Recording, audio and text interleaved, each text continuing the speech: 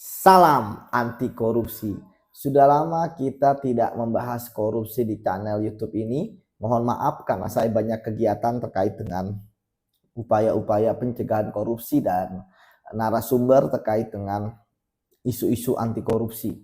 Kalau kita bicara mengenai korupsi, tentu kita bicara mengenai adanya ketidakadilan. Memang ketidakadilan itu normatif. Ketidakadilan itu banyak perspektif. Tapi yang jelas kita punya akal, kita punya rasionalitas terkait dengan keadilan. Rasionalitas terjadi ketika terjadi perbandingan, ya, ketika kemudian kita menganalisis lebih dalam, ketika kemudian kita berdasarkan pengalaman kita. Sama tadi saya katakan seperti koruptor. Bagaimana koruptor hukumannya berbeda-beda.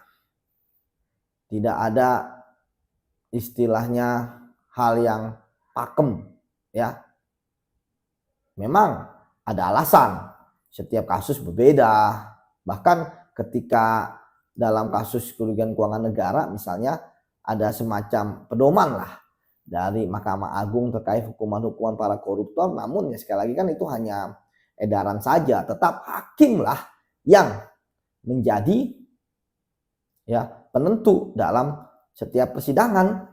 Hakim PN bisa berbeda dengan PT hingga MA, hakim PK juga bisa berbeda, termasuk bagaimana putusannya, ya, dan lain sebagainya. Ya tentu ini yang kita soroti, ya, korupsi masih kejahatan luar biasa di negara kita. Bagaimana bisa disebut kejahatan luar biasa? Karena merugikan perekonomian negara, ya, kemudian juga merusak mental aparat, dan juga masyarakat pun juga akhirnya ikut menjadi pelaku korupsi, ya, terutama mereka yang di bidang pengusaha ataupun yang ingin mengurus perizinan, karena kalau nggak menyuap akan dipersulit, ya, entah itu memang ada keuntungan juga bagi mereka atau karena diancam, diperas, sementara masyarakat membutuhkan, akhirnya gratifikasi pun menjadi hal yang biasa, ya, walaupun itu ilegal, ya. Namun ya sekali lagi tentu kita berharap bahwa korupsi diberantas di negeri kita, ya, dan bukan hanya sekedar wacana. Pemiskinan koruptor, hukuman yang berat itu sangat penting. Memang banyak pendapat yang berbeda, misalnya ketika hukuman berat tentu juga disinyalir tidak akan mengurangi, tapi setidaknya akan menjadi efek jerah, ya, karena memang hukuman berat di Indonesia ya sekarang sudah tidak terlalu banyak, ya, terutama untuk korupsi, ya. Dan kemudian putusan hakim pun juga kalau misalnya berlaku sopan, punya hubungan dengan ada tanggungan anak istri, hukumannya pun juga ringan. Padahal walaupun itu menjadi pertimbangan, tapi kan itu bukan yang utama, ya, karena perbuatan material mereka adalah korupsi. Dan kalaupun mengurangi dari ancaman hukuman jaksa pun misalnya, ya jangan sampai jauh, ya.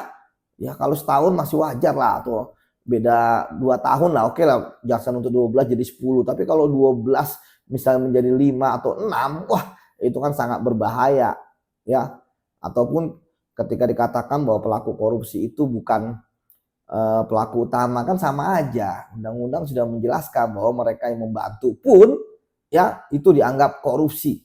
Jadi tidak lagi berbicara intellectual dader gitu kan, tidak berbicara mengenai pelaku yang membantu, tetapi semuanya harus dibicarakan. Demikian, salam anti korupsi.